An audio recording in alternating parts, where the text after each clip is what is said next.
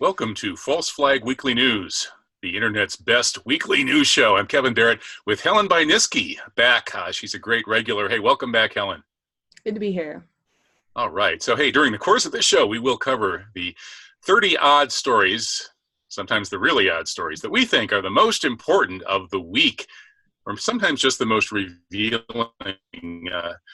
But first, we have some breaking news. The official investigation into Jeffrey Epstein's suicide has determined that Epstein hanged himself with the D.C. Madam's chastity belt. It seems that Deborah Jean Palfrey, the D.C. Madam, wore a chastity belt her entire life, even when she was alone with Dick Cheney. And she died a virgin, and that chastity belt somehow found its way into Epstein's cell at the Metropolitan Correction Center.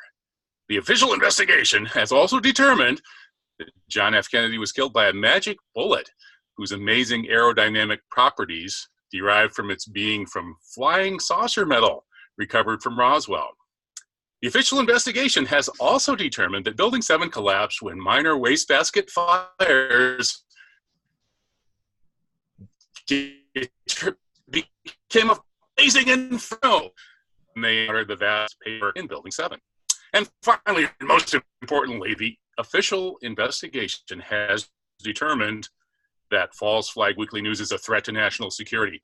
So, if you believe any of these official stories, you'll probably find this show disturbing, disillusioning, disquieting, unsettling, and you'd better turn it off right now. On the other hand, if you question official stories, this show is for you. So please stay tuned. And here we go with this week's critically important news. Okay, what do we have this week, Helen? We have $10,000 for anybody who can refute the new University of Alaska study on the so-called collapse of Building 7. Ibrahim Sudi, a PhD structural engineer, has $10,000 for anybody who can win a debate as judged by a qualified panel of experts. Helen, do you think there will be any takers? Probably not. Although you might get one of these posturing skeptic types who wants to go and take down the woo, because that's what they call anything they don't understand. It's woo. It's like, these people are embarrassing, but one of them might decide to fall on that particular sword. Otherwise, I don't think so, because we're worried about publicity. Even if they think they have the magic bullet or whatever, as you just said, they're not going to risk giving it any more publicity than it's already gotten. I mean, they just want this study to go away. Well, if we can find any qualified engineers who are into woo, let's bring them on. $10,000 awaits you. And Ibrahim also has $25,000 for anybody who can get a paper published in a real engineering journal refuting the University of Alaska study, which, by the way, showed that Building 7 didn't just fall down from wastebasket fires due to a hitherto unknown phenomena called thermal expansion, that it did indeed fall straight down at free fall for 2.5 seconds and near free fall the rest of the way due to having lost all of its vertical support columns at exactly the same moment, i.e. controlled demolition. So we'll see where that one goes. Speaking of abuses of power and gross lies, how about the censorship of those of us who were supposed to be in Beirut for the New Horizon conference? The conference is underway. Tony Hall is there. Lots of other great people are there, but none of the Americans who are usually there or wanted to be there are there. That would include me. Why not?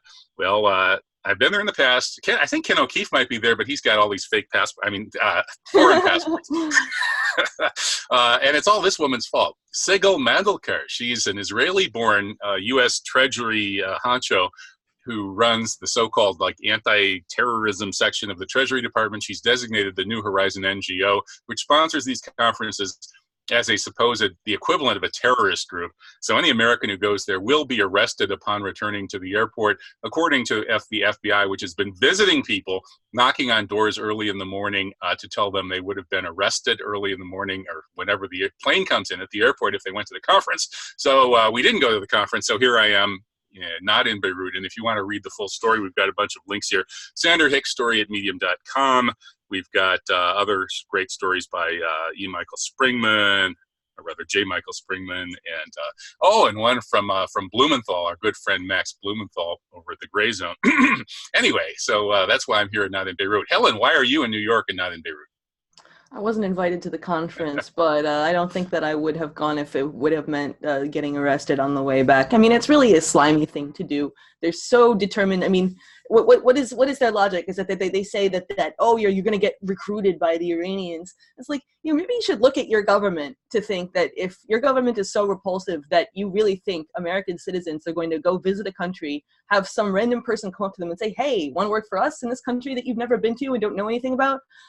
If your country sucks that bad, then that's your problem, not Iran's problem. And either way, it doesn't actually happen. I mean, there is no actual case of somebody going over there for a conference and getting recruited. So it's a double BS nonsense. And the fact that this woman, who's basically a dual citizen, Israeli citizen, is in charge of determining who is and isn't terrorists is a farce in and of itself. I mean, your country has fallen pretty far when you hand another country a key to your castle. And what's really ironic about this is that these people that are banned from going, the ones that really disturbed Sigal Mandelkar and her bosses in Tel Aviv, are actually very patriotic Americans, people who used to work for the CIA like Philip Giraldi, or the State Department like Mike Springman. Michael Maloof used to be a neocon working right next to Paul Wolfowitz, and then he decided to work for America instead of Israel, so now he's a whistleblower on RT, and other folks like that. So there are people who love America and would like to see it shake free of its domination by Israel. And that's why they've been designated as near terrorists by Sigal Mandelkar, the Israeli-born Israeli agent running this treasury thing. So, the ironies abound in our post-9/11 Orwellian world. And, speaking of which, how about the children of 9/11? We have two children of 9/11 stories this week. First story, New York Times reported on these children of 9/11 firefighters who died either in the line of duty on 9/11 or later from the poisoning from the controlled demolitions. Their parents were murdered by neocons, and now they're joining the NYFD. Hopefully they'll be joining the fire commissioners who are seeking justice by exposing the truth about who really did 9/11, who really murdered the parents of these kids. You would hope so. I mean, that would be avenging their parents' death. That would be the noble thing to do. Of course, New York Times isn't going to talk about it if they are actually joining any sort of group that's questioning the official story, because that's not the New York Times purview.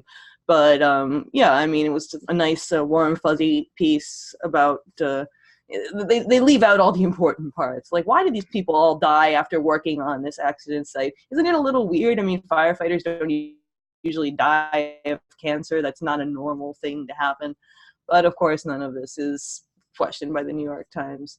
I mean, it is kind of sad how, some people will internalize this, the terrorists did it. We have to now spend our lives going after terrorists because they killed my daddy. I'm hoping these kids are smarter than that. I don't know. I mean, you didn't get much of a chance to see what their personalities are like from this profile. It was more just feel-good, warm, fuzzy surface stuff. If the New York Times wrote the personality profile for Prince Hamlet, it would be kind of, Prince Hamlet lost his father, in a tragic incident. And, but he's growing up to be a really good prince and feel good and fluffy and blah, blah, blah. So it wouldn't be as exciting as the real William Shakespeare play. And likewise, the really exciting and disquieting thing about all of this is the way that they murdered our country and murdered the fathers of these kids and murdered the whole aura of, respectable authority that we once thought we had here in the United States. Maybe we never had it, so maybe it's a good thing it's dead. But in any case, there is a Hamlet situation here. How long are we going to dilly and dally before we decide to take something into our own hands and get some justice? By we, I mean, everybody in a position to do something, whether it's those of us telling the truth here on False Flag Weekly News, whether it's military people who decide to defend the Constitution rather than the traitors. And I hope I live long enough to see something like that happen. But meanwhile, we're still in the children of 9/11 era. So the fifth graders are trying to figure out what happened to those skyscrapers on 9/11. And, it's Groucho Marx said it's so simple that child could see it. A 5-year-old child could see it. So bring me a 5-year-old child. I can't make heads or tails of it. Well, these kids setting up card towers are trying to figure out what happened to the skyscrapers. And so maybe architects and engineers for 9/11 Truth can do a 5th grade physics lesson. And it is about 5th grade physics that building a skyscraper is not going to come straight down through the path of most resistance at near free fall acceleration. I don't know, Helen, you think this 5th grade class is going to figure it out? It doesn't look like their teacher gets it. I mean, it seems like it would be good to start them young to realize that, you know, the laws of physics don't take a day off. It's not possible that this thing could have happened the way they said it happened. I'm sure the teacher will find some way to explain it to them using like magic words and, oh, well, you know, this was the first building to ever do this impossible thing. And it was also the last building to do this impossible thing because it's impossible.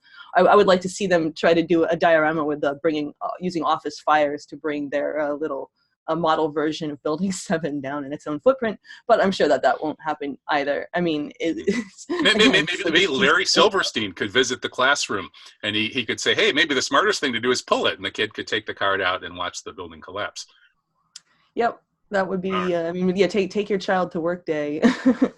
take your oligarch to work day.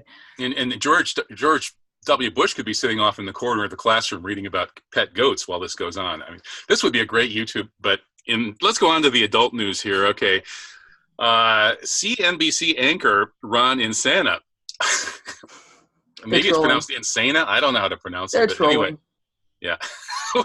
Where did this guy come from? Look at the face. Anyway, he said Building 7 was a controlled implosion. Okay, this was buried in some interview he did for the anniversary of 9/11, and Architects and Engineers is speculating that this was common knowledge at the scene of the demolition of Building 7. As it was, a countdown went out over police radio.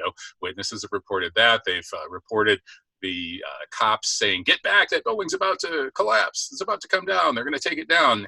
There are even reports that the announcement of the coming controlled demolition of Building 7 was reported on New York City radio, et cetera, et cetera, et cetera. But this Ron Insana guy referring to it happening on September 12th, this is kind of weird. What do you think, Helen? Yeah, September 12th. I mean, it's all in the name. The CNBC is trolling anybody who's paying attention, and a lot of people who aren't. I mean, Ron Insana, like, seriously? It's just like another poke in the eye on a pile of 1,000 pokes in the eye. It's a little bit ridiculous. So they're just trying to lump everybody into, yeah, they're trolling. Wouldn't surprise me at all. It seems like the people behind this stuff have a very sick sense of humor sometimes. And speaking of the people behind this stuff, one of the deepest of the deep state operatives out there is U.S. Attorney General Barr. And he invoked the state's secrets privilege to cover up Saudi involvement in 9/11. That's what the World Socialist website says. But in fact, the guy that he's covering for, Omar al-Bayoumi, and his handlers, Omar al-Bayoumi is the guy that, according to this story, the FBI thinks is a Saudi intelligence officer. And so the FBI is covering up his babysitting the alleged 9/11 hijackers. But, you know, I had Omar al-Bayoumi's nephew on my show, Ehab Bayoumi, and he made it very clear that the entire family, the whole extended family of Omar al-Bayoumi, knows that Omar was working for U.S. and to some extent British and Israeli intelligence the whole time he was babysitting those 9/11 patsies. So that would explain why Barr is invoking state secrets to protect this whole matter. He's not protecting the Saudis. He's protecting people a lot higher up than the Saudis. Well, did anyone really think that the government was going to declassify anything important with regard to 9/11? I mean, that would be really shooting themselves in the foot. People seem to think that Trump is like this big 9/11 truther or something. It's like, what have you been smoking? Like, this is absurd. He's surrounded himself with like the deep state of the deep state. Like William Barr almost single-handedly saved the CIA from extinction after Iran-Contra. You really think that William Barr is going to be the architect of the downfall of the deep state? Please spare me. Mm-hmm. Well, they say it takes a thief to catch a thief, but you know, I don't know if it takes that type of a state to predict. And neither does Gordon Duff, who wrote this blistering article. Like, as soon as this new big impeachment scandal thing happened, there's Duff with his end of the Trump presidency article. So Gordon is going to be on my radio show tonight, talking about this. We held up a $260 million military aid package to Ukraine, essentially saying that if you guys don't prosecute Biden and his son, you know, you're not getting any money. Or not quite in those words, but we know, you know, Trump talks like a mafia chieftain, and you didn't have to be exactly a mind reader to figure out what he was talking about. So actually, if you look at the phone call, he didn't say anything of the sort. This is a complete fabrication. This story was really ridiculous. And, you know, Gordon Duff, I don't know what phone call he read or what transcript he read, but there was nothing about military aid in that phone call at all. He didn't even bring up Biden until most of the incriminating stuff supposedly had already been said. And yeah, they didn't mention military aid at all. The Ukrainians didn't even know the military aid had been suspended until after the call. So this whole idea of, oh, Trump was threatening to withhold military aid unless they investigated Biden. There was nothing about military aid, and they didn't even know that it had been withheld until that he had already made the request. So as much as I dislike Trump and would like to see him exposed for his crimes, this is not one of them. And if they're really going to go, I mean, it's just really funny to see how little they actually believe in their own desire to prosecute him. Because how do you turn on a dime from Russiagate to Ukrainegate in 30 seconds? It's like, you know, the two are enemies, right? So if he's in bed with Russia, how is he also in bed with Ukraine? That doesn't make any sense at all. None of this makes any sense. And Gordon is pushing this stuff. I really don't understand why. This is complete nonsense. This is really absurd. Maybe we should bring you on as a caller on the radio show tonight. You can ask him yourself. But I don't know. I think Trump is pretty much in bed with anybody that he thinks he can make some profit out of. I mean, that's basically all he's done in his entire career. There would be no contradiction in him being in bed with top leaders of Ukraine and Russia and Saudi Arabia and Israel and anywhere else where his corrupt business dealings and power brokering will get him something. I mean, right? Yeah, but it's just, this is like, what I found was really funny is that the Democrats were pushing so hard for the release of the transcript, and then they find that the transcript that he's talking about CrowdStrike and Ukraine's role in rigging the 2016 election for the Democrats. Well, not rigging, but setting up the Russiagate thing for the Democrats. So it seemed almost like it was kind of a trap he set for them to walk into, because then they had to come out with this flood of stories. What is CrowdStrike, and why does Trump care so much about it? Oh, it's nothing. It's just this little computer company that nobody's ever heard of and nobody cares about except Trump. Oh, isn't he so silly? It's like, no, you guys just actually walked right into that one. I mean, like I said, I'm no big Trump fan, but they're really barking up the wrong tree with this one. Why don't you go after him for like curtailing the recording of civilian casualties in non-war zones, which he did? Why don't you go after him for trying to sneak nuclear technology to Saudi Arabia, which he did? Why don't you go after him for collusion with Israel, which is everywhere? Like they just refuse to. I don't think they actually want him out of office. I think they want him to have a second term because they realize they can work with this guy. And the ratings are great. Well, not great, but they're better than they would be if he wasn't there. They're all employed. Everybody is happy with the Trump presidency. If he goes away, what are they going to do? Deal with Mike Pence? I mean, that's a scary person. I don't understand anybody who's calling for impeachment who would prefer Mike Pence to Donald Trump. Mike Pence is much worse. Well, that's part of Gordon's theory here. You know, Gordon does specialize in the most outre conspiracy theories that may turn out to be true. And in this case, he's suggesting that Pence is part of a cabal that is a lot more reliable at getting war on Iran than Trump is, and that may have something to do with why Barr would be setting Trump up for this situation. What do you think of that theory? That's possible. I mean, definitely Pence is more reliably war hawk-ish. I mean, Trump likes to talk a lot about war, but he doesn't seem to be so sanguine about pulling the trigger, which is one of the reasons why I find him preferable to Pence or to somebody like Lindsey Graham, who just wants to kill everybody. Yeah, I just maybe they could feel that they could work better with Mike Pence. This whole like focusing on this Ukraine thing when there are so many other things that you could possibly get him on. I think that unfortunately he's correct in that this is going to help him win re-election when this blows up in their face. Well, yeah, that's an interesting possibility, and one could even imagine it could be even worse than him winning re-election. It could lead to a kind of crisis scenario where the Trump loyalists end up instituting an even more draconian military dictatorship than what they've had since 9/11, using Trump as their front man. And the way that would work is if the polarization that this is provoking were to lead to instability or even, God forbid, civil war, and or in conjunction with possible foreign war, things could get so hairy that the people with the guns, and of course the military has the biggest guns, and I think they lean towards being Trump supporters for the most part.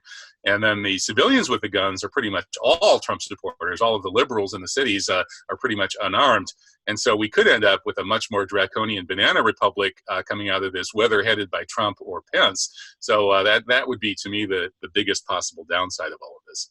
Yeah, that's what the Q people want. I mean, those are the real nut jobs who all of these months are, after wrong prediction, after wrong prediction, after wrong prediction, they're like one of these millenarian cults that, like, they say the world is going to end on this day, and the world doesn't end, and they move it to, like, the next week. And still, like, years later, I don't really understand how anybody can still be following this sense when it's like, oh yes, we have to trust Robert Mueller because he's really secretly on our side. We have to trust Sessions because he's secretly on our side. It's like, you know, at some point, if you keep adding dimensions to chess, they're like, oh, 4D chess, oh, 5D chess. It's like, no, actually, you guys are idiots. I really don't understand this nonsense. But they want a military dictatorship. They want martial law, and that's insane because martial law never works out for anybody, except for the military. Yeah, there is a long history of banana republics overthrowing very corrupt civilian governments, and then the military government that succeeds them is generally no better, if not worse. So on the other hand, you know, when we look at the 9/11 situation and the fact that all of our corporate media is in the hands of complete traitors, we almost sometimes would think that if there was anybody in the military who did want to honor their oath of office, that could storm the boardrooms of the New York Times, Washington Post, and the CNN and so on, and Fox and all of that, and just arrest all of those people and arrest all of the other people complicit in 9/11, that this would be a good thing.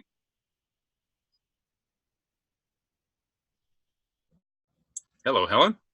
Yep, I'm still here. Sorry, I think I froze there. Okay. Yeah. So anyway, let's we've got the next slide is the readout of the phone call, which I interpret a lot more as incriminating to Trump than you do, Helen. To me, it does sound like a mafia guy leaning on somebody. And then we have in the next slide the whistleblower complaint, which seems to back up that interpretation of the phone call with a lot of other possible evidence. The whistleblower didn't even hear the phone call. That's what I don't understand. This, oh yeah, this is so incriminating. He knows the secret. He didn't even hear the phone call. He's going on secondhand evidence from a bunch of other people who he says he trusts. But we know about, like, secondhand intelligence evidence. I mean, we know the whole Russiagate dossier. That was ridiculous. So this is that all over again, and in an even more, like, shop worn and absurd version, because we should know better after the first one. But no, not only do we not know better, we're, like, rushing wholeheartedly into this. I think the Democrats are just so desperate. I don't understand why they don't go after him for, like, something real. Why do they have to waste their time on all of this? And my only theory is that they actually secretly like having him in power. It gives them a chance not to do anything. Instead, they can just be obstructionist and block him from doing anything, and then they still get the accolades from their supporters. If they were in power, they would have to actually govern and have to actually fix things, like, you know, make life better for their constituents who are scraping by, barely able to keep a roof over their heads. No, instead, they can just say, oh, those darn Republicans, they're stopping us from doing anything. Gosh, that's so terrible. Well, I think there's some truth to that in the case of some of the Democrats. Well, I think that one of the reasons they would be going after Trump for some Watergate-ish type of thing here, right? I mean, Nixon did a lot of things a lot worse than what, you know, Watergate burglary and its cover-up. Nixon ordered assassinations. He was privy to JFK assassination material and was in a big fight with the CIA over that. Nixon had planned to drop nuclear weapons on Vietnam, or at least pretend to be a madman who was planning to, and he probably actually was planning to, and on and on and on. Nixon was leaning towards trying to become a military dictator so he could slaughter all of the protesters on the White House lawn. I mean, Nixon was doing all kinds of crazy stuff. He was every bit as goofy, although a lot smarter than Trump. But they didn't go after him for that kind of stuff, certainly not for the JFK assassination. They went after Nixon for this two-bit, sort of, cheating as you go after your political opponents, doing something arguably illegal and unethical in terms of covering up a burglary that was aimed at supposedly tarnishing your political opponents. And that's what they're going after Trump for, too. It's modeled on Watergate, I think, and that is how they play the game in D.C. Whether, this game will be successful and for whom, Trump threw Pence under the bus. Is Pence, are they going to go after Pence, too? I mean, I don't see why they like Pence. They consider him more stable. He wants to fight wars. They want to fight wars. Everybody gets along. I think that there seems to be some sort of unspoken agreement not to go after people for each other's war crimes, because obviously you didn't have Obama prosecuting Bush for anything. You didn't have Trump prosecuting Obama for anything, even though he said he was going to lock up Hillary. Of course, we all saw what happened there, aka nothing. Yeah, so I guess they really can't go after Trump for the serious crimes. And there's that saying, it's not the crime, it's the cover-up. And I think that you're right as far as they're using Watergate as a model, because they really don't know what they're doing. And so they're going to go with something that's worked before and see if they can make it work again. It's almost like a magic ritual they're going to try to roll out there. Yeah, where it worked once, maybe it'll work again, and maybe not. Well, Giuliani running around Ukraine, cutting deals. I mean, there's got to be a lot of dirt here. So, I mean, I think this whistleblower's complaint is probably more or less right, and probably just scratches the surface of Trump and Giuliani's corruption and Barr's, dealing with Ukraine. But again, obviously, Helen, that's not the biggest scandal in the United States right now. It's the Jeffrey Epstein supposed suicide and the dirt he's got on behalf of Mossad on all of the most powerful people. You would kind of think that would be a bigger scandal than Trump just being Trump on a phone call, but who knows?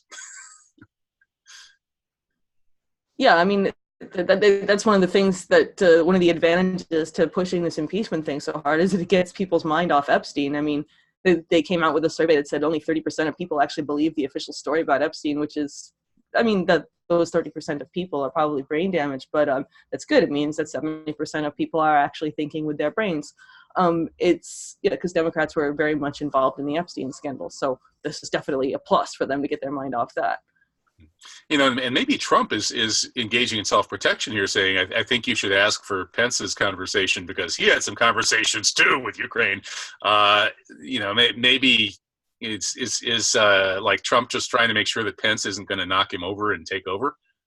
I think so. I mean, there was rumblings that there was going to be a Pence Haley ticket or something, which is really terrifying.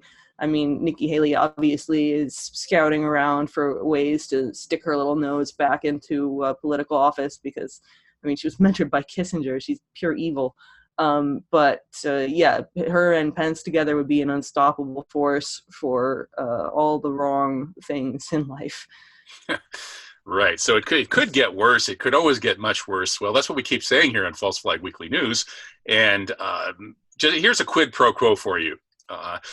Keep giving us money at False Flag Weekly News, and we'll keep doing the show. We came up a little short this week, so rather than cutting the show short, I'm just going to beg for money. And I'm right up front about this quid pro quo.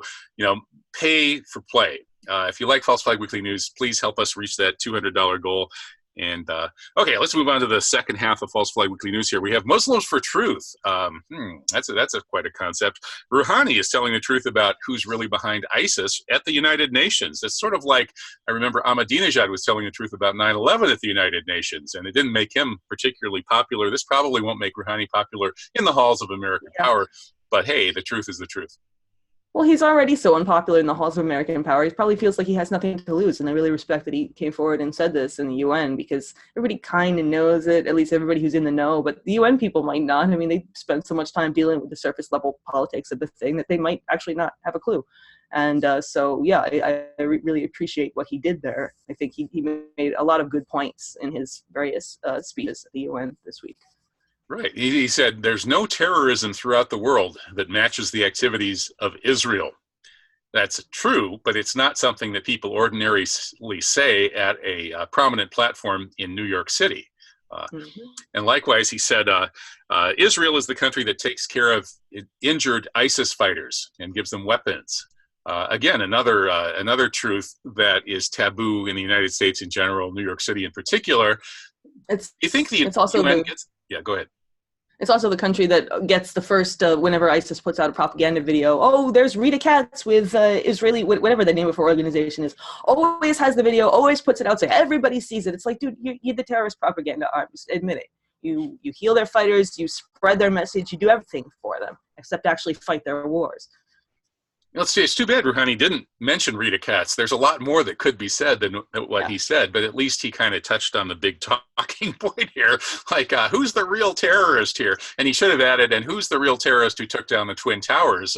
But I guess, we'll leave that to folks like Ahmadinejad, who I think are even more committed to the truth than Rouhani is. Rouhani, I think, is a bit more of a player. Ahmadinejad was more of a truth jihadi. Yeah, Rouhani was more of a moderate. He's not the only truth. He was more of a moderate when he started. I think now he's getting more outspoken, but he was always pretty mild. Well, they forced him to rally to the defense of Iran. They forced everybody to rally to the defense of Iran. Now, what a stupid policy to tear up the JCPOA and try to crush Iran under economic sanctions, which they rightly call terrorism. I mean, no wonder everybody, the moderates, the radicals, the in-betweens, the apolitical, everybody in Iran pretty much now is dead set on defending their country. Yep. So Muslims can tell the truth, even sort of establishment Muslims like Rouhani, and we had the leaders of 3 of the world's most important Muslim countries, Pakistan, Turkey, and Malaysia, who are getting together to launch an English language TV network aimed at pushing back against Islamophobia. Interestingly, all 3 of these guys, Erdogan of Turkey, Mahathir Mohamad of Malaysia, and Imran Khan of Pakistan, are all 9/11 truthers. So maybe we'll see pushing back against Islamophobia through 9/11 Truth on international English language TV in the not too distant future. We can only hope. That seems like it's going to be an interesting station. I mean, Mahathir is one of my favorite world leaders. I think he's great. And he's what, like 93 years old, and he's still out there, like really just steamrolling everybody with reality, truth, all those things you don't really see in a politician very often. Absolutely. I would love to work for this network. And if people don't give us money here at False Flag Weekly News, I'm going to have to apply for a job at this new network. Anyway, going back to our next Muslim for truth, how about the truth about what's going on in India and Pakistan? This 9/11 thing has really left this general negative impression of Muslims to the point that when a total fascist Modi in India starts running amok, I mean, the guy who is ordering and supporting the massacre of thousands and thousands of innocent Muslims in India in these crazy mob revenge attacks, and the guy's a maniac. He killed probably millions of people with his banning of currency, and now he's basically declaring war on Pakistan and Kashmir. And because of the after effects of 9/11, the world basically lets him get away with that. And so Imran Khan is a truth teller. He's a friend of Veterans Today and Gordon Duff. I could have had an interview with him a few years ago, and I guess I missed the chance because he's pretty busy now. And so here he is warning the world about these 2 nuclear-armed countries on the brink. I mean, this is another issue that's getting sidelined by the impeachment circus, but it might be more important, especially if nuclear bombs were to start going off. God forbid. Yeah, nuclear armed, and then India's what the biggest customer of weapons bought from Israel. Like, they're just buying all these Israeli weapons. They're going to want to use them. I mean, at least Israel's going to want them to use them because they're making money. They want to sell more weapons. So this is not good. I mean, this is definitely a conflict in which there are outside forces stoking the 2 parties along, and that's never a good thing. You never want outside people trying to convince you to go to war. That's always ends badly for the 2 who are being let you and him fight. And it's interesting that Imran Khan compared the situation to the Cuban Missile Crisis. He said this is a new Cuban Missile Crisis. And I wonder if he's read the literature on JFK holding out against warmongering advisors during the Cuban Missile Crisis. Imran, he's kind of a JFK type himself. He's kind of a playboy, a reformed playboy who's become a political idealist. So I thought that was interesting. But the previous slide, I think we skipped over this. Pakistan blundered by joining the U.S. war on terror after 9/11. Again, Imran Khan is a 9/11 truther, and he has openly recognized that the U.S. should never, or rather Pakistan should never have gone along with this charade. Many top military leaders in Pakistan, including Hamid Gul, who was on my radio show, he's the general who ran the ISI, their intelligence agency. He was out telling the truth about 9/11, saying the Israelis and some Christian Zionists in the Air Force did it. He was saying that just like a week after it happened, and then getting in international media shortly thereafter. So unfortunately, the Sharif, or rather the the Pakistani leadership at that time was not willing to stand up to this bullying. And of course, they were threatened by Bush with being leveled, bombing Pakistan back to the Stone Age. Anyway, Imran Khan is moving in a different direction, and hey, God bless him. They got bombed anyway. I mean, that's why they probably regret joining in because, well, we were bombing Afghanistan, but some of those bombs are just going to fall outside the borders. It's terrorists run and hide in your country, and so we have to bomb them. That's the only logical way to do it. It's not like bombing them is going to create more terrorists who will then require more bombing. Not like that's ever happened in life. I mean, it's just absurd to think that people are honestly making these mistakes. No, this is deliberate.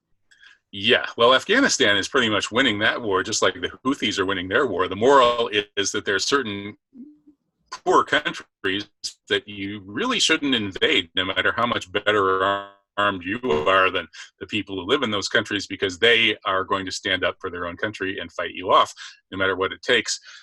Well, speaking of Muslim leaders for truth, is Erdogan a truther? Well, yeah, he's made a few remarks about 9/11. He's made very strong remarks about Charlie Hebdo, and he'll occasionally make strong remarks about Zionist genocide. Here he is doing a Bibi Redux thing, holding up it's not a cartoon in this case like Bibi did. It's a map of just the magical disappearing Palestine at the United Nations. So I like this image. What do you think, Helen? Yeah, I really appreciated him paying homage to Bibi's cartoon bomb. I mean, everybody remembers that image, and so I think everybody who was looking at Erdogan saw that and remembered Bibi. And he's gotten in some good digs at Bibi over the years, just saying things like "whoever's on Israel's side, we're against," and things like that, and just calling Bibi a genocidal maniac because he is one. Everybody tiptoes around it, but it's like you have to kind of call out, especially now they've given Bibi the opportunity to form a governing coalition again in Israel. It's like he won the last election, failed to build a coalition. Now he didn't win this election, and they're giving him the chance to build a coalition anyway. Come on, guys, just put him in jail. It's ridiculous. Yeah, it looks like that Bibi might be doing another miracle escape, like Harry Houdini, between the bars of his looming prison cell. And unfortunately, these relatively honest Muslim leaders, and I say relatively with Erdogan, I think the other two, Imran Khan and Mahathir Mohamad, are genuinely honest, but Erdogan, he's a mixed bag, and he's still a million times better than a lot of the leadership of the Muslim world. Let's not even talk about this Sisi thug over in Egypt. There are hundreds of thousands of tweets. There are a lot of people in the streets, and maybe he's going to go the way of Mubarak, God willing. I had Ibrahim Sudi on my radio show not only announcing that $10,000 reward for anybody who can support the government version of Building 7, but also talking about what's happening in his native Egypt. So, Helen, will a Sisi go down in a new Egyptian spring? It would be interesting to see. I mean, this seems like a genuine protest. I don't know. I haven't researched it too closely, but it looks like this might not actually be one of these color revolution things. Maybe the people just really want him out of there. And in that case, well, we'll see what the media coverage is like. If the media suddenly starts swarming the place, and like they did with Mubarak, then we know that this is something that the powers behind most of the world's events are shepherding along. But if it continues to be just on the edges of the news like it is now, then good. The Egyptian people are throwing out their oppressor, and that's always nice to see.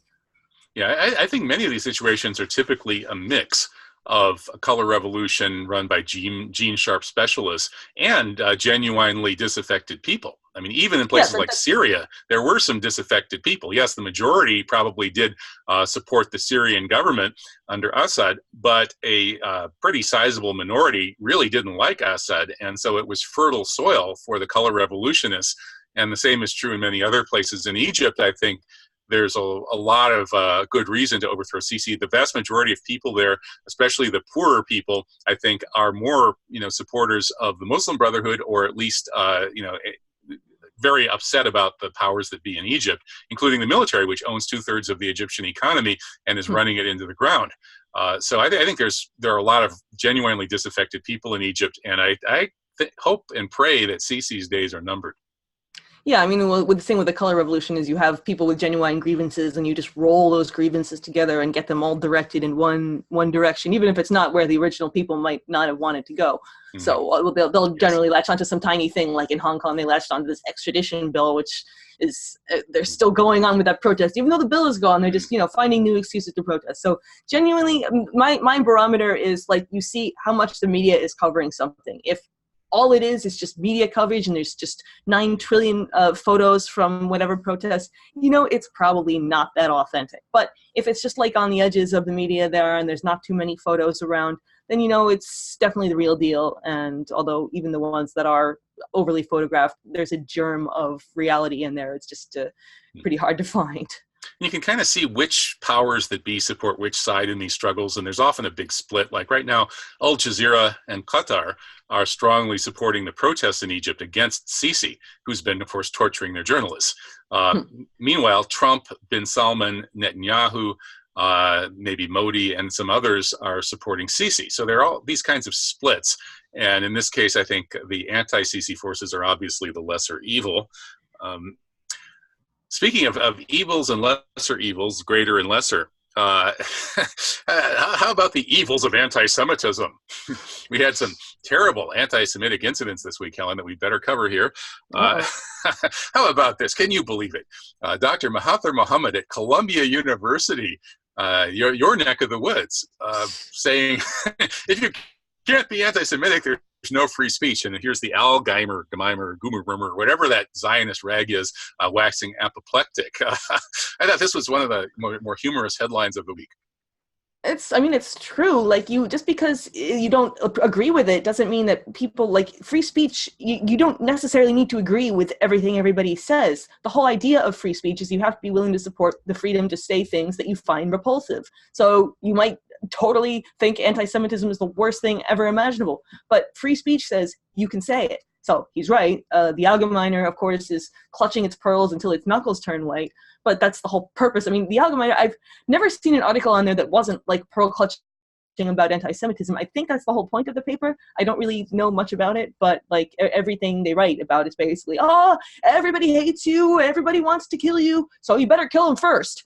I mean, it's Gilad Atzmon's pre-traumatic stress disorder thing, which is just... Maybe the word Allgemeiner is silly. Like Yiddish for anti-Semitism? I don't know. I have no idea. So yeah, Dr. Mahathir is a real hero. He chaired a 9/11 Truth Conference in Malaysia. He was part of the Kuala Lumpur war crimes tribunals that convicted Israel of genocide. And we saw a similar story to this. While I was in Malaysia, he gave a speech at, I think, Oxford University, if I recall.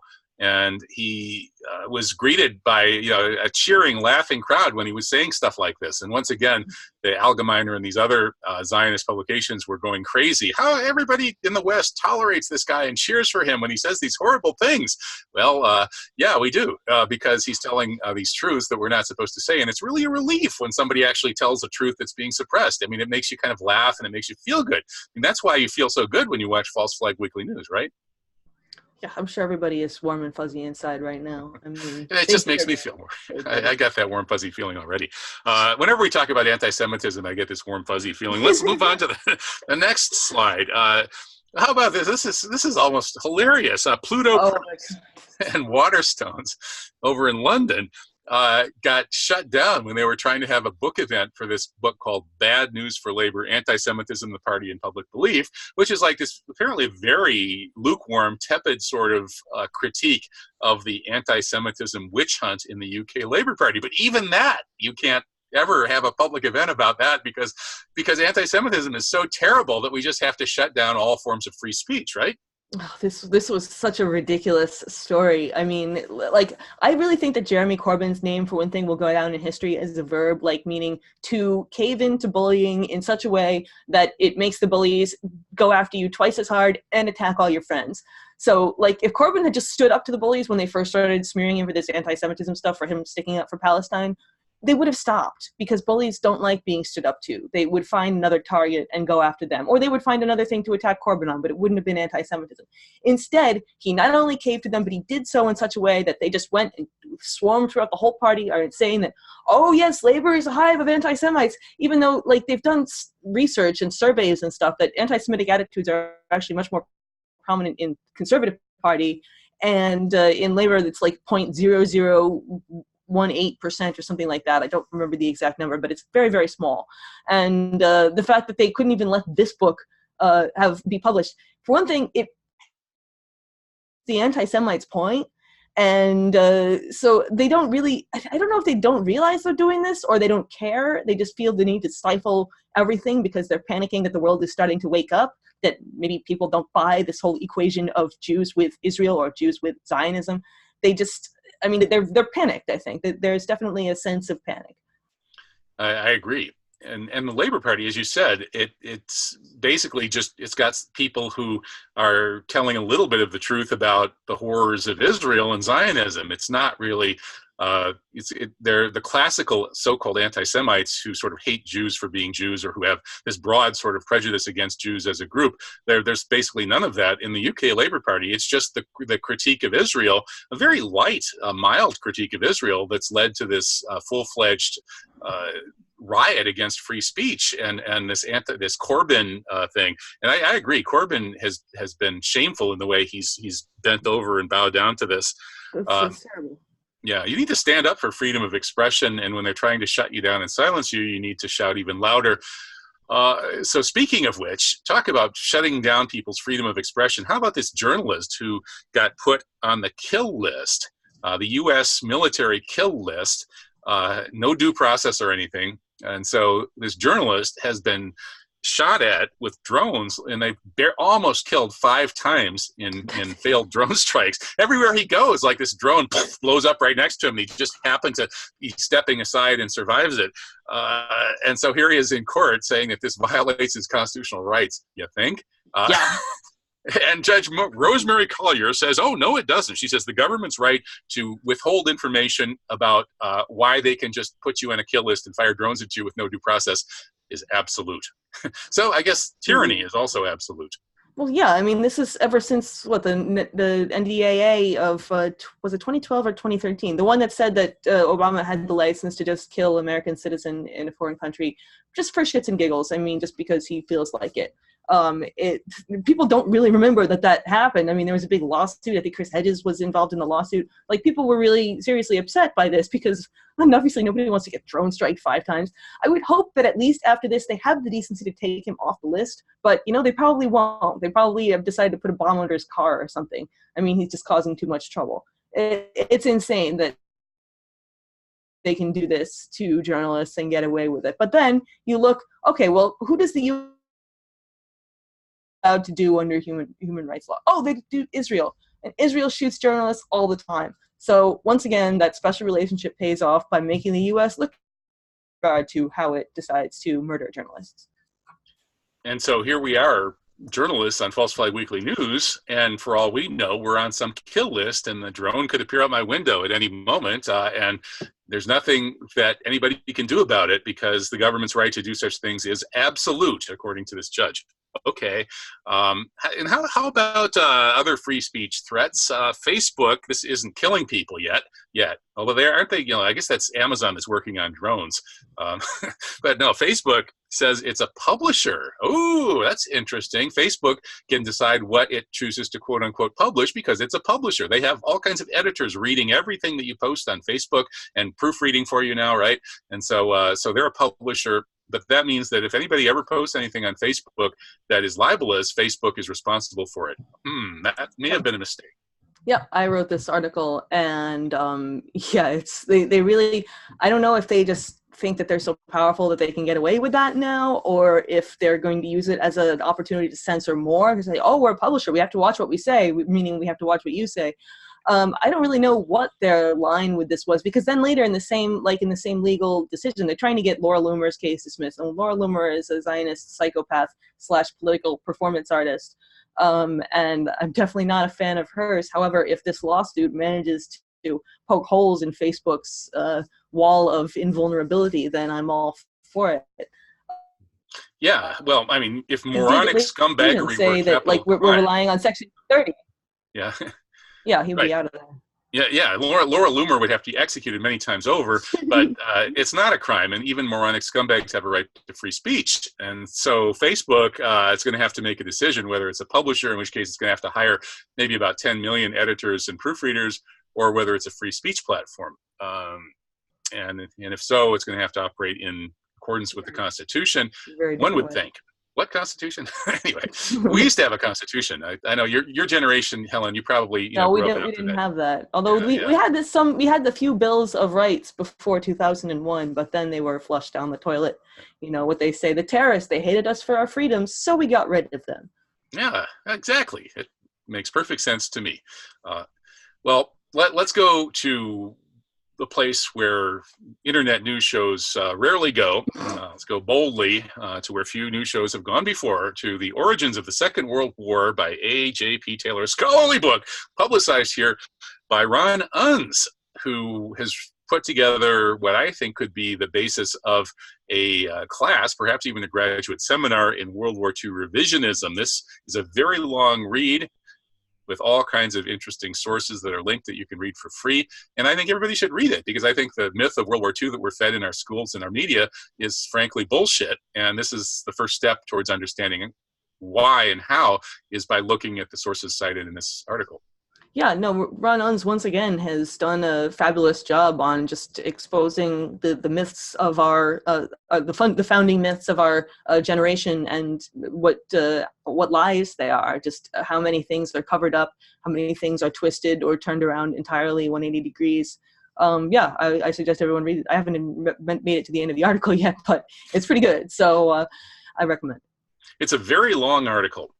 So if you want the short version of World War II revisionism, you could read this letter to the editor that was published by the Post-Independent in, I think it was Colorado Springs, or no, Rapids, what is it, Grand Rapids, or whatever it is, Colorado, or Grant Springs, or wherever it is, Glenwood Springs, or whatever the heck, there's that really cool town in Colorado. Anyway, here's the letter to the editor saying that there should be intellectual freedom regarding the Holocaust, and that it's okay to provide a forum to those who contest the Orthodox Holocaust narrative, which is pretty much what Ron Unz does in his World War II revisionism writing. So are we allowed to talk about this, Helen, or should we be banned, and should YouTube terminate our accounts, and should the military send drones after us for even talking about this? I think even talking about this, you're already on at least.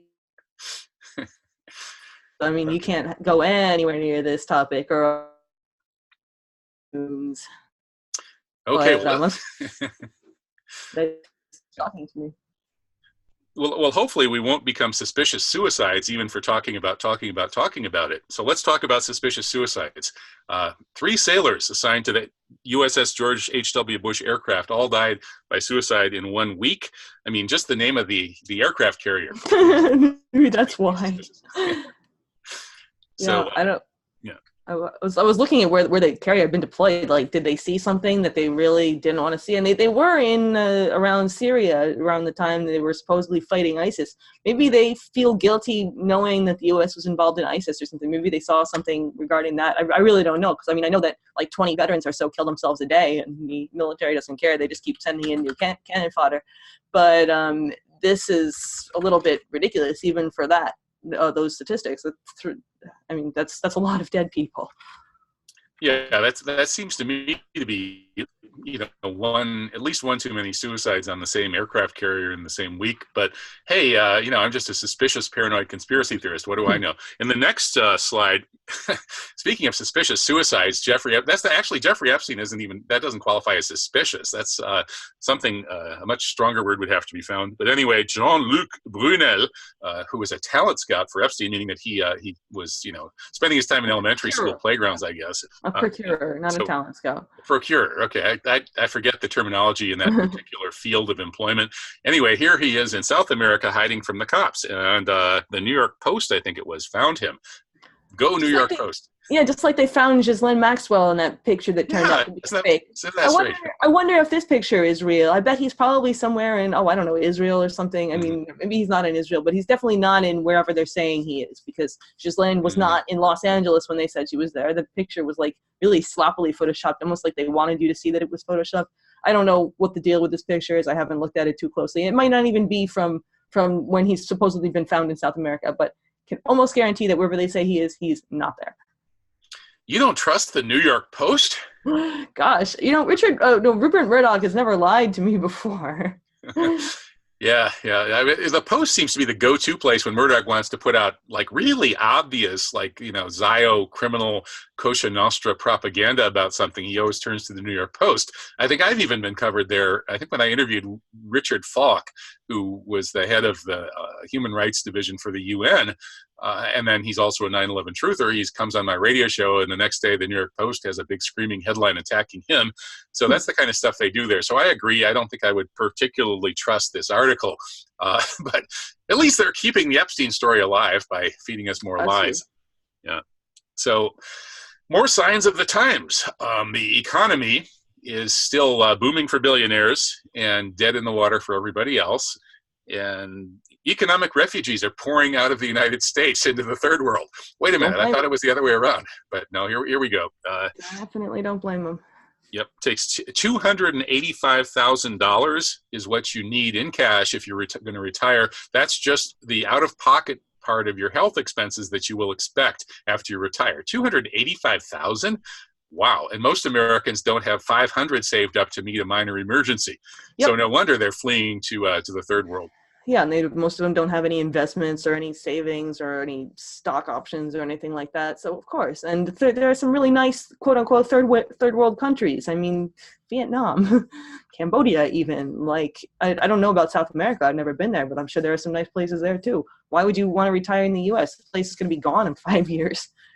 Well, this couple that they mentioned in Ecuador is paying $80 a month to complete free access to Ecuador's national health system. $80 a month for both of them, as opposed to almost $300,000 in cash expenses they would have to pay in the U.S. And that's assuming that they're actually covered through Medicare or whatever.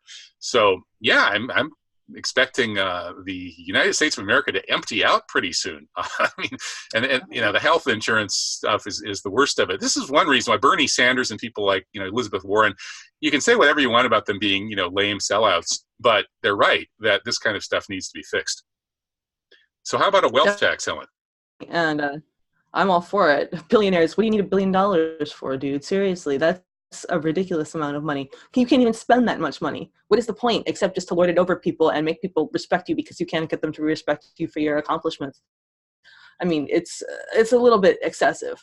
I mean, I don't necessarily like this idea of a wealth registry. That sounds really sinister, and that's going to be turned against non-wealthy people too. This idea that every dollar must be tracked and controlled. Well, that's where the whole cashless society thing comes in. But yes, wealth tax. Yes, Wall Street transaction tax. Yes. Or how about just like corporations paying the taxes they already owe? Like people like Amazon who end up getting actually tax refunds when they make billions and billions of dollars a year. How about that? I mean, like, can we start with that too? I don't think that this is ever going to get through Congress, but it's a good idea. Well, Bernie says that people with multi-millions of dollars should be paying, I think, 1% of their fortune annually. And then people with over $10 billion should be paying 8% of their fortune annually. That's actually more than you would pay under Islamic zakat. Under Islamic zakat, every bit of wealth that you have above that, more than you need to cover your basic expenses, gets taxed or given in charity at somewhere around about 1.5 or 2% per year. So Bernie wants to be even more of a redistributor than Islamic zakat. I guess they're going to probably call him a radical Muslim terrorist. Probably. I mean, they were calling him a radical socialist terrorist, so that's just one another label to add. And so this would be so cruel to the poor billionaires. It would actually cut their fortunes in half in 15 years. Do you feel your eyes growing teary at that thought, Helen?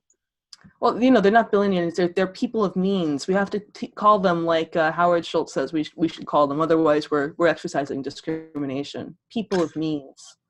People of means. Well, you know, that the exponential increase in wealth at the top of the pyramid is a little bit like Moore's law, the exponential increase of computing power. And we just saw an exponential increase of exponential increases of computing power, according to this story at RT, which every time I read these stories at RT, Helen, I always figure you're probably writing half of them. No, this one isn't mine, no. No, this one's not yours. But Google supposedly accidentally revealed that it now has this quantum supercomputer that is orders of magnitude faster than ordinary supercomputers, which is really something. It takes 200 seconds to make calculations that all the other existing supercomputers would require 10,000 years to do. 200 seconds versus 10,000 years. That is a quantum leap. Do you think this is true? Yeah, I'm sure it is, but it's not going to be used for good things, let's say. Google is not the one you want to have that technology. Google is going to use it to tighten the ever-increasing control grid that is going to basically crush us under its boot heel pretty soon. I mean, yeah, they posted it and they took it back. No, that's a sign that it's actually real, and we should all be very afraid. Well, I mean, at that kind of computing power, they can hack and decrypt everything, which means they own everything. Yep. So Google just announced that they own everything, and then they probably their supercomputer erased it from the internet. I don't know how we're even able to report it. That's true. Well, I guess it's probably not in fully functional mode. They're just like testing it, beta, whatever. It could be. I mean, it's also possible that they're basically trying to scare the opposition. You know, I mean, people, you know, in the strategic power game, sometimes people exaggerate their capacities. That's true. So we could hope that this is just a little bragging from Google designed to try to scare some of their adversaries. Who knows? But, you know, if you want the full truth about these matters, you're never going to get it. So how about the next final full truth, Area 51. I was considering flying out to Las Vegas to storm Area 51. But I'm glad I didn't, because I might have been arrested for public urination, which would be a lot worse than being arrested by the FBI coming home from Beirut. So Helen, did you think about flying out to storm Area 51? I mean, it probably would have been fun to go to one of those festivals. I saw a video. They had somebody who was there was talking to the news person. They said they'd come from the Galactic Federation, and they had these like wraparound sunglasses and this like weird hair. But, you know, I'm sure that it was enjoyable to be at, but I'm not going to fly all the way across the country to stand timidly outside the gates and talk to guards and say, I stormed Area 51. Yeah, you know, I'm sure they had fun, but I didn't really get the big fuss over this anyway. It's not like anybody was actually going to run into Area 51 and get themselves shot. I'm sure there's something interesting in there. Don't get me wrong. I would like to see what it is, but I'm not willing to sacrifice my life to do it. I don't know. Well, it was kind of humorous how this all started on social media with a post, they can't stop all of us. Let's see them aliens. I mean, you can't make this stuff up, could you? I mean, this might have been like an authentically viral thing. It wasn't maybe scripted by spin doctors. I don't know. I think it was. You think it was? I mean, it was. Maybe so. Yeah. I mean, and then afterwards they tried to cash in. Afterwards they tried to cash in with these festivals and stuff. But the guy it was really started as a joke. Well, the FAA did have to close the airspace around Area 51 for this event. No fly zone over Las Vegas. No UFOs were allowed to land during the event, and no UFOs have yet landed during this broadcast, so I think we made it to the end. So thank you, Helen Binisky. It's always a pleasure to do the show with you. Keep up the great work, and thank you to all of our viewers and supporters. And please do try to help us make our goals here at False Flag Weekly News so we can keep doing this wonderful show. All right. Thank you again, and see you all next week. Bye-bye.